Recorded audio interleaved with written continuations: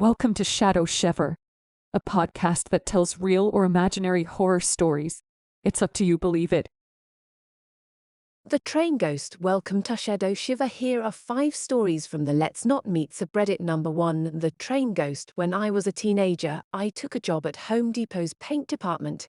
It wasn't long before I found out that they solve a Ollie tinted paint at a fraction of the original cost, and being 19 and full of angst, and I started bringing 5-gallon paint buckets up to this old train bridge I used to hang out under. I decided I was going to paint a huge mural that was visible from the interstate that runs adjacent to the track. The way the bridge is set up, there's a large wall between the 2 spots to hang out. Behind the wall is where my girlfriend, Jen, and I would sit, because it's less visible from the surrounding areas.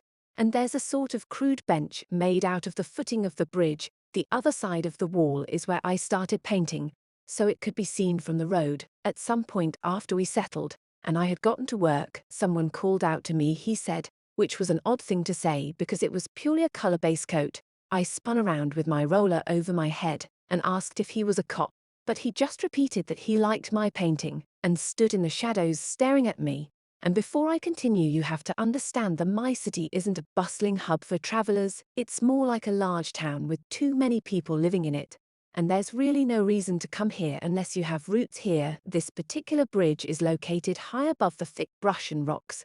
It's a rough climb to get to from below, and unless you're wandering down the tracks miles from where they pass and anything, then there's no reason to pass them from above. Jen was on the other side of the wall, and neither of us heard him approach, which I can't make sense of with thick brush and rocks, so the only conclusion I can come to is that he was already waiting up there, and that he sat silently for close to an hour before approaching me from behind. And so there we are, and at this point he's still just a silhouette. My girlfriend doesn't know that we aren't alone up here yet. In the relief that he wasn't a police officer and there to bust me quickly started to fade into fear as I passed through my mind what he was there for. My choices would have run and leave my girlfriend, or play it cool and try to get out of there. I offered him a cigarette, and I lit one up as well, and I finally saw his face as he stepped into a ray of moonlight. His face was round with grey stubble and a deadpan expression. He was wearing a zip-up t-shirt with the hood up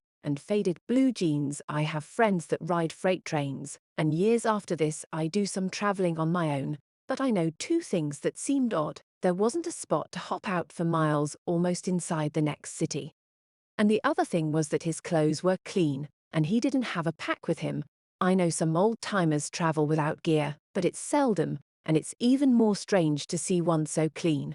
And we stood there smoking for an awkward moment before I tried to nonchalantly tell him that I don't like to hang around any place for too long after painting it. Then when he replied, it was as though he thought we had been having a conversation before about politics, and he wanted to jump back in, and she spoke in an almost inaudible grumbling voice, and I just kept picking up words here and there. Ronald Reagan is the reason crossbows they have pick faces, something along those lines. And at this point, and I started freaking out in my head. This dude was out of his gourd, and we needed to leave. Like I said, man, I never like to hang around too long after I paint a place, so I better get going.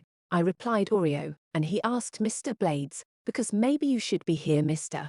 Blades. He mumbled. I actually did carry a long buck knife when I went up there, so I said yes, and showed him again, pretending that he didn't just drop a scary bombshell on me. He gave the knife a long, disappointed look, and then he started mumbling about 1980s politics and pig people. Again, it's like he was having a one-sided conversation, and I wasn't even there. She seemed bummed that I had a weapon. I started working out an exit strategy in my head, but no good options were coming up. I knew that he was between me and the wall that separated us from Jen, and that there was a quarter-mile of thick brush between us and the road to get to my truck. He asked me for another cigarette, and I gave him one, in an attempt to keep him happy. He seemed volatile as he lit it up. I started to make like I was packing up my gear, but I made sure to keep an eye on him. At this point Jen had heard our voices carrying on, and she came around the wall. She looked as startled as I had been. I tried to subtly motion her to go back around, oblivious to my hand gestures in the dark. She came down the slope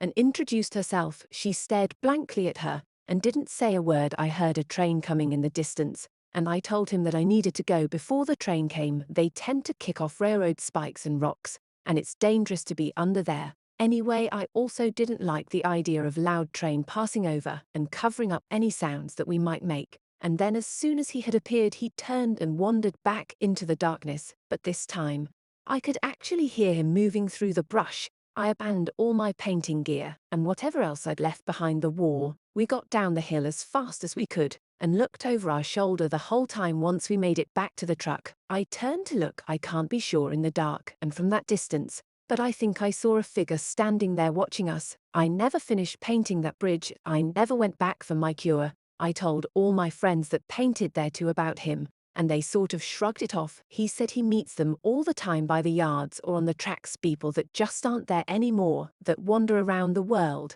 And I can't help but think that this train ghost wanted me to turn into a ghost to the bus creep. Number 2, the bus creep. When people don't sit next to me on the bus, I feel both slightly relieved and slightly rejected, and when this happens, I always think to myself, do I smell, and do I look weird, and is there something on my face that I'm not aware of? But when a creep decides to take a seat next to you, and it's a whole different story. For background, I'm a 21-year-old working female, and just recently changed my usual 3 o'clock to 6 o'clock shift to a 8:30 to 5:31, and I look far away from where I work, and it usually takes 2.5 hours to get there, so I always leave home as early as possible so I wouldn't catch the morning traffic, which is a pain in the ass for commuters here in the Philippines. In my old shift, I always go on the bus of 4 o'clock.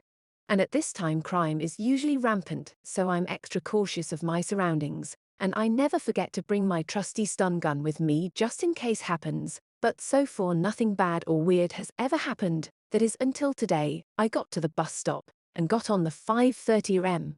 bus. Luckily it wasn't full yet, so there were a lot of vacant spots, and I happily chose the 3-seater and sat near the rear window and thought about the damn project I have to have finished today before I got to my seat.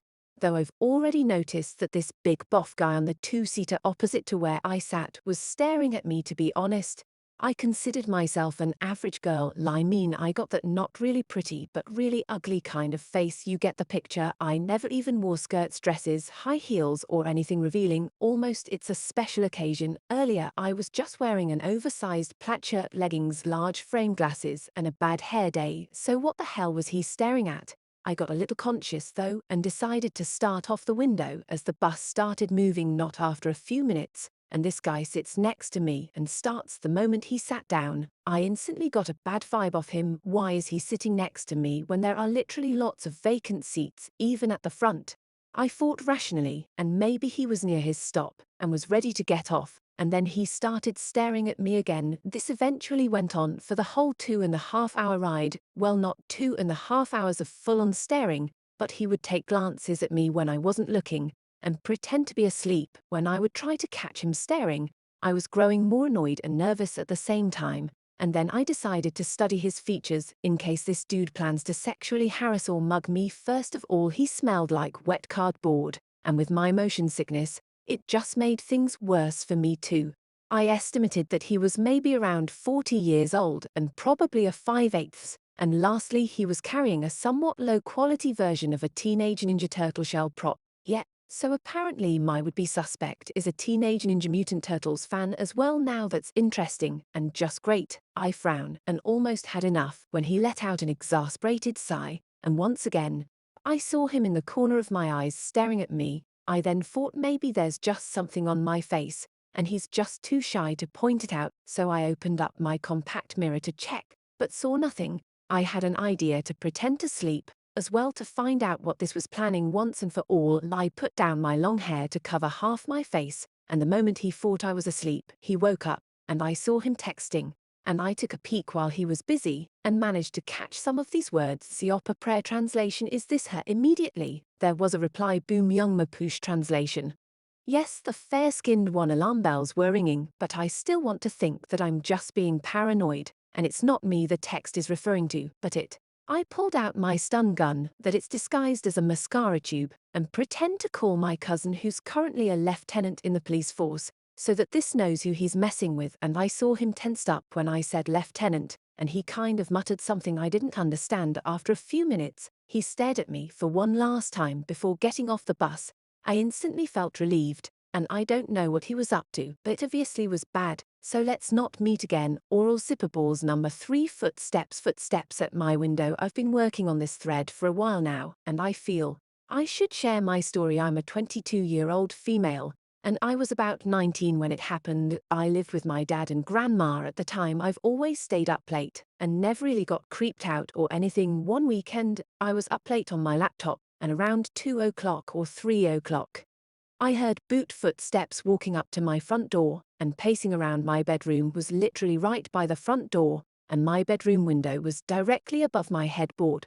and I just sat there trying to listen to the steps, only a wall away from whatever was outside. I never heard the footsteps leaving eventually, and I somehow went to bed, and this happened about every weekend for a month straight, always at 2 or 3 a.m.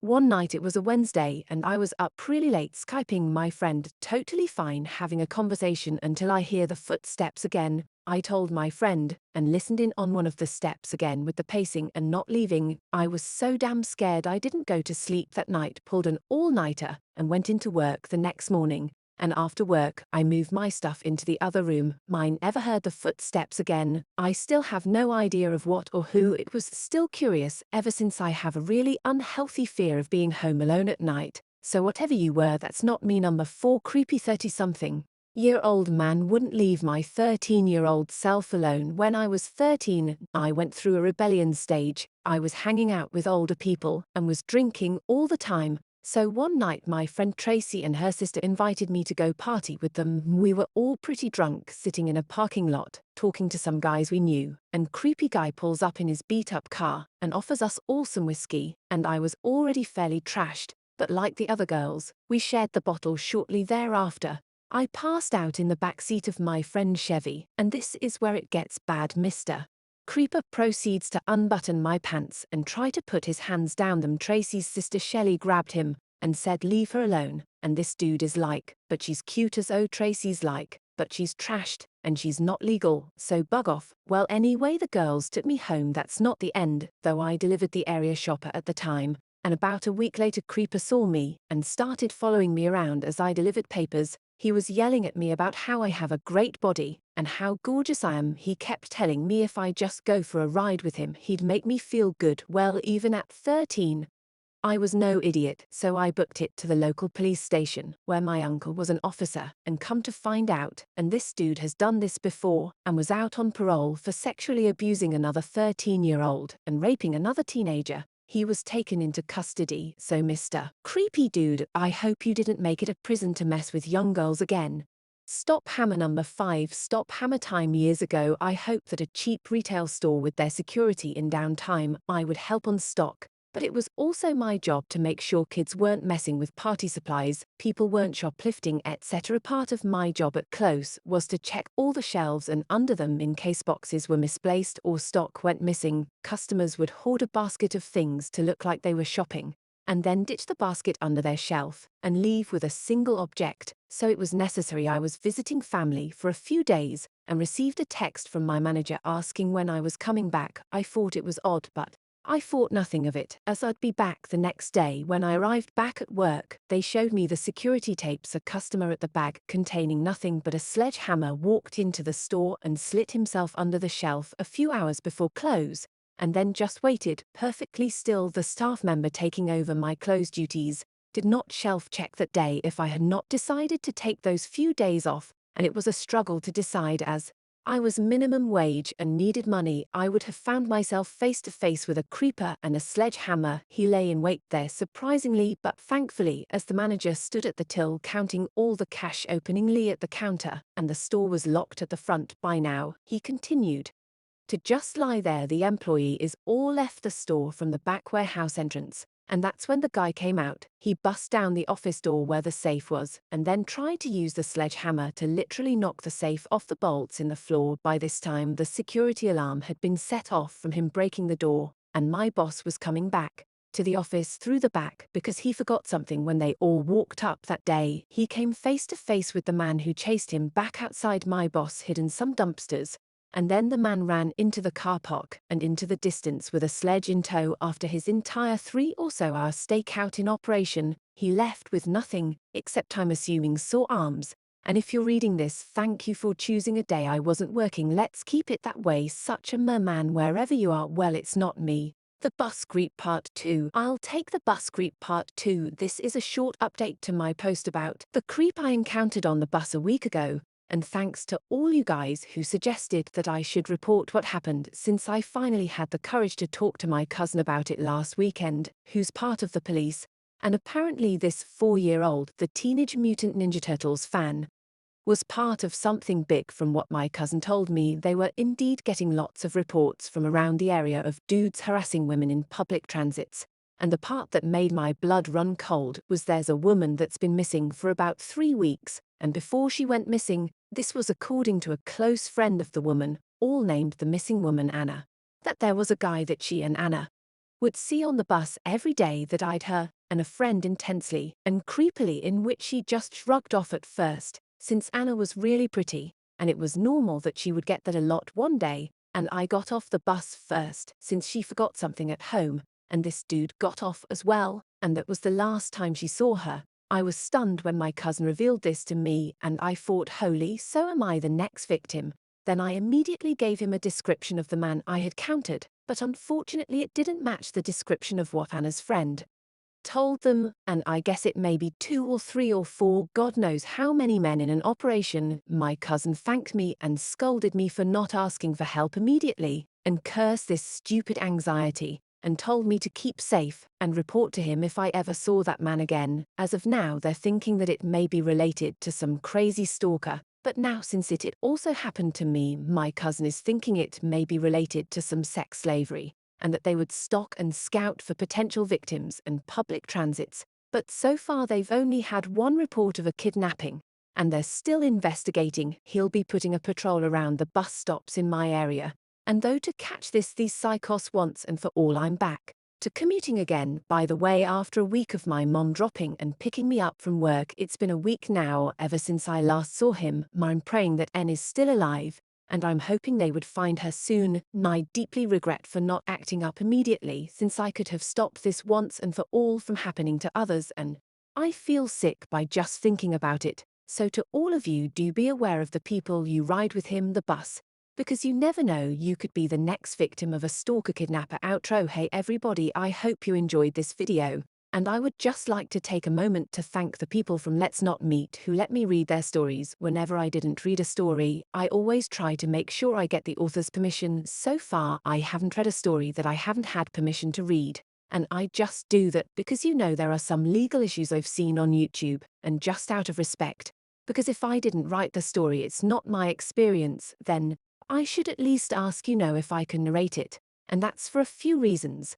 Because not all the stories on Reddit are true. Let's Not Meet and those other things, it's doubtful that people are going in there and just making up stories, so that these experiences could be true, real experiences that are traumatic to somebody. And I might narrate it horribly, like I don't want to make a joke out of someone's experience that is traumatizing to them, and so I always try to make sure that I contact somebody before I narrate their story. And I just want to let them know, thank you guys for letting me read your stories, because I've only been narrating for about a week now. I've wanted to do this for closed story here, but I hate my voice, and I've never had the confidence to narrate. But over this last week, with the feedback I've been getting from my videos, it really has boosted my self-confidence with my voice, and I am very appreciative to the people that have seen my videos, even though I only have like 20 subscribers so far.